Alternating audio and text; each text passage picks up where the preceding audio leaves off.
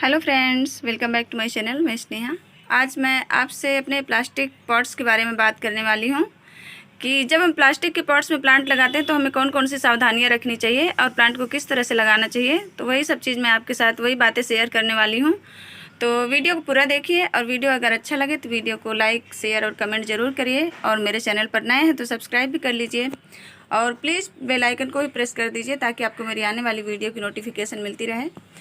तो सबसे पहले तो हमें अपना पॉट्स इस तरह से सिलेक्ट करना है कि प्लांट के हिसाब से आप उसको सिलेक्ट करें कि आपका प्लांट कितना बड़ा है, उस हिसाब से आप पॉट्स यानी सिलेक्ट करें। तो जैसे कि प्लांट लगभग 1 फीट का है या फिर तुरंत आपने नया प्लांट छोटा सा लिया है तो बहुत बड़े पॉट्स को आप मत यानी उसमें इस्तेमाल कीजिए।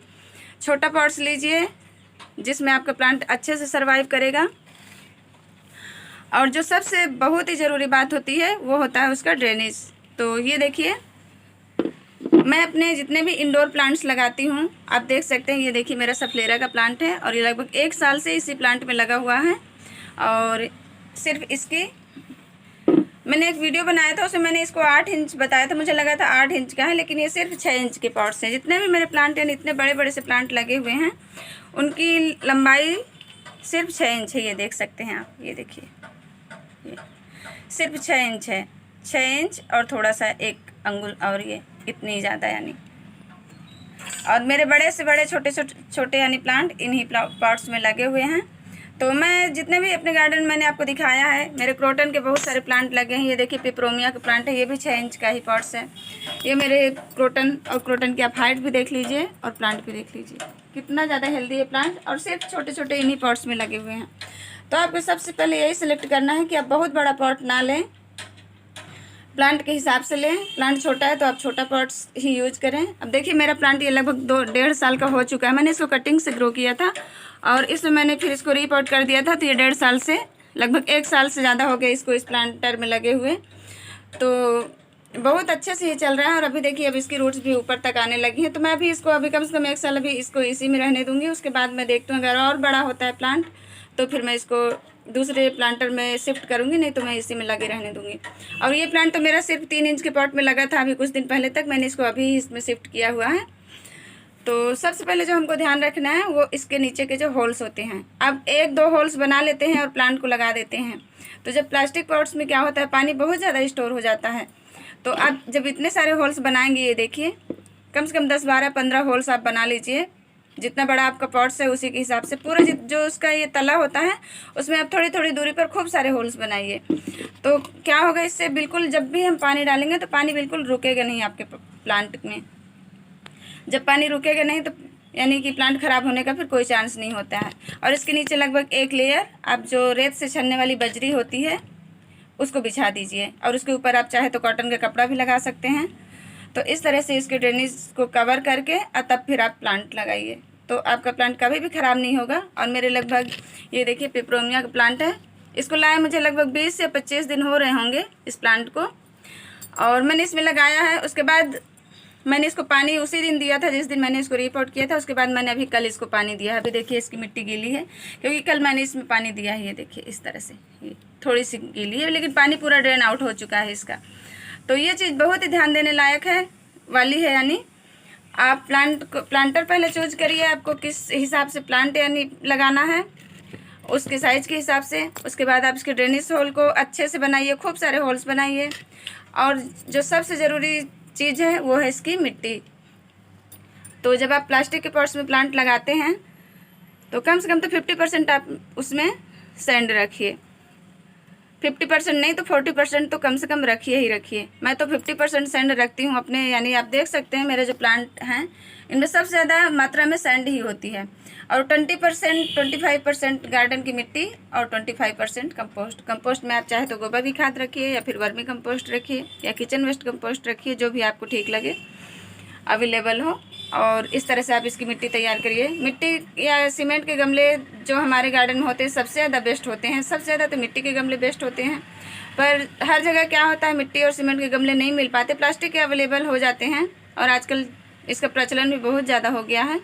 तो अगर आप प्लास्टिक के गमलों में प्लांट लगाते हैं तो इन चीज़ों का अगर ध्यान रखेंगे तो आपके प्लांट इस तरह से हेल्दी रहेंगे। ये देखिए और ये देखिए मैंने पान का जो प्लांट लगाया है, इसे भी बहुत ज़्यादा पानी की ज़रूरत नहीं होती, फिर भी मैंने इसे प्लास्टिक के गमले में लगाया हुआ है। लेकिन इसकी मिट्टी मैंने इस तरह से तैयार की है, बिल्कुल वेल ड्रेन की, बिल्कुल पानी में डालती हूँ और पानी तुरंत ड्रेन आउट हो जाता है। चाहे कोई भी प्लांटर हो, आप पानी जैसे ही डालें वो पूरा नीचे से निकल जाना चाहिए, सिर्फ मिट्टी मॉइस्ट हो जानी चाहिए। तो प्लास्टिक के गमले में अगर प्लांट लगाते हैं तो इसी तरह से यानी आप उसकी केयर करें, उसकी मिट्टी तैयार करें, तो प्लांट आपके कभी भी ख़राब नहीं होंगे। और कटिंग्स की बात करते हैं तो कटिंग्स वगैरह को आप लगा सकते हैं, लेकिन आप अगर कटिंग लगाते हैं तो फिर आप उसको बारिश के पानी में बार बार मत रखिए, क्योंकि पानी बार बार अगर मिट्टी गीली होगी तो कटिंग्स ख़राब होने के चांस हो जाते हैं। तो अगर आप कटिंग्स लगाते हैं तो आप उसको मिट्टी या सीमेंट के गमले में लगाइए, और नहीं तो फिर आप उसके पानी का फिर ध्यान रखिए, बिल्कुल उसको बार बार बारिश में मत रखिए, उसको फिर अंदर किसी छाया वाली जगह में रखिए जहाँ पर आपका यानी बार बार उसमें पानी ना भरे, इस तरह से। तो इस तरह से अगर ध्यान देंगे आप।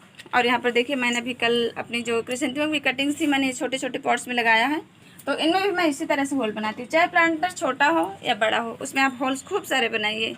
ये देखिए, तो अगर खूब सारे होल्स रहते हैं तो फिर पानी रुकने का कोई सवाल ही नहीं रहता, प्लांट बहुत अच्छे से चलते हैं। और मेरे सामने यानी आपके सामने रिजल्ट भी है। और किसी ने पूछा था मुझसे कि क्या हम जो सीमेंट के गमलों में ये वाला पेंट कर सकते हैं तो प्लास्टिक के में भी कर सकते हैं, तो हाँ आप बिल्कुल कर सकते हैं। ये देखिए मैंने भी अपने प्लास्टिक के गमलों में किया हुआ है, और ये देखिए बिल्कुल ये बहुत अच्छा यानी वाटर प्रूफ कलर होता है। तो आप इसको किसी भी प्लांटर में लगा सकते हैं, चाहे वो मिट्टी का हो, चाहे सीमेंट का हो, और चाहे प्लास्टिक का हो। और ये देखिए मैंने 2 साल पहले, लगभग इसको 2 साल पहले मैंने ये वाला पेंट किया हुआ था, और अभी तक इसमें लगा हुआ है। ये देखिए लगभग 1.5 साल से ज़्यादा हो चुके हैं, 2 साल नहीं भी हुए होंगे। तो अभी भी लगा है, इसमें मैं फिर से कर दूँगी। थोड़ा थोड़ा कहीं कहीं निकल गया, नहीं तो ये छूटता भी नहीं है, बहुत आसानी से, यानी इसे खुरचने से भी जल्दी नहीं छूटता है, तो बहुत ही यानी अच्छा रहता है।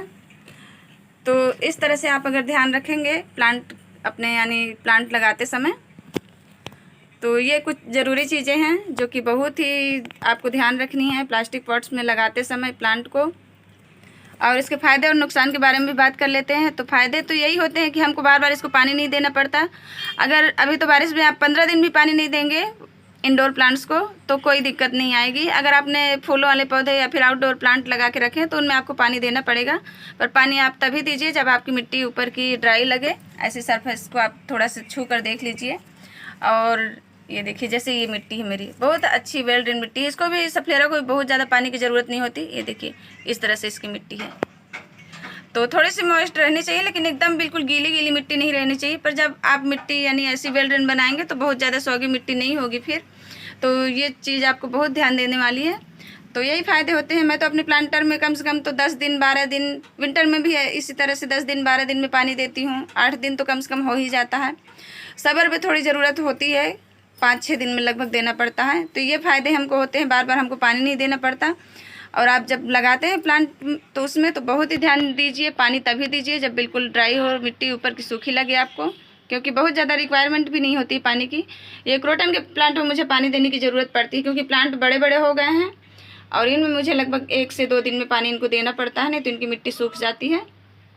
तो आप जिस तरह से प्लांट लगाएंगे, यहाँ पर देखिए मैंने सीडम भी लगाया हुआ है प्लास्टिक पॉट में, और उधर मैंने सेंसवेरिया भी लगाया हुआ है प्लास्टिक पॉट में, बहुत सारी एकोलांचो भी लगाया है प्लास्टिक पॉट में। ये देखिए कितने अच्छे से ग्रो हो रहे हैं। और काफ़ी सारे प्लांट मेरे इंडोर प्लांट जो जिनमें बहुत ज़्यादा धूप नहीं लगती है उनको मैंने सबको ऐसे ही लगा कर रखा है। तो आप ड्रेनेज सोल का ध्यान रखिए, मिट्टी का ध्यान रखिए और पानी का ध्यान रखिए। अगर आप इतना ध्यान रखेंगे, और जब भी आप प्लांट लगाते हैं तो थोड़ा सा फंगिसाइड ज़रूर मिला दीजिए अपनी मिट्टी बनाते समय, तो कोई भी फंगस वगैरह अटैक नहीं करेगा प्लांट में, और प्लांट आपका बहुत अच्छा हेल्दी रहेगा। और यहाँ पर देखिए मैंने ये मनी प्लांट भी लगाया हुआ है। इधर ये रिबन ग्रास भी मैंने इसी में लगाया है, इसी पॉट्स में। ये देखिए ये बड़ा मनी प्लांट भी मैंने इसी में लगाया है। तो बहुत सारे उधर मेरे बहुत सारे प्लांट क्रोटन के लगे हुए हैं, काफ़ी सारे अरेलिया के प्लांट हैं, अरेका के पाम के प्लांट हैं, सब मैंने इन्हीं साइज़ के गमलों में लगा कर रखा है। तो आप इन चीज़ों का ध्यान रखेंगे। और जो नुकसान होता है यही होता है कि ज़्यादा पानी भर जाने की वजह से प्लांट हमारे ख़राब हो जाते हैं। बहुत लोगों की शिकायत रहती है कि हमारी कटिंग तैयार नहीं होती, हमारे प्लांट यानी सर्वाइव नहीं कर पाते हैं। हम नर्सरी से अच्छा खासा हेल्दी प्लांट लेकर आते हैं लेकिन वो फिर ख़राब हो जाता है बिल्कुल। तो इसी तरह से आप ध्यान रखेंगे। आपको ये सब चीज़ें मिट्टी के गमले में भी ध्यान रखनी है, सीमेंट के गमले में भी ध्यान रखनी है कि उसका जो होल्स होता है नीचे का, उसको आप अच्छा यानी थोड़ा बड़ा करके रखें। उसके ऊपर कोई टुकड़ा रखें, कोई दिया रख दें या फिर किसी गमले का टुकड़ा रख दें, जिससे उसका पानी जब भी आप डालें तो ड्रेन आउट हो जाए और बिल्कुल रुके नहीं। तो इस तरह से आप ध्यान रखिए अपने पौधों का। और देखिए मेरे यहाँ मैंडविला का फिर से एक फ्लावर खिलने वाला है। 2-3 फ्लावर इसमें खिले थे लेकिन वो झड़ चुके हैं। तो बस फ्रेंड्स, आज के लिए यही जानकारी देनी थी आपको। तो अगर वीडियो अच्छा लगे तो वीडियो को लाइक शेयर और कमेंट ज़रूर करिए, और मेरे चैनल पर नए हैं तो सब्सक्राइब भी कर लीजिए।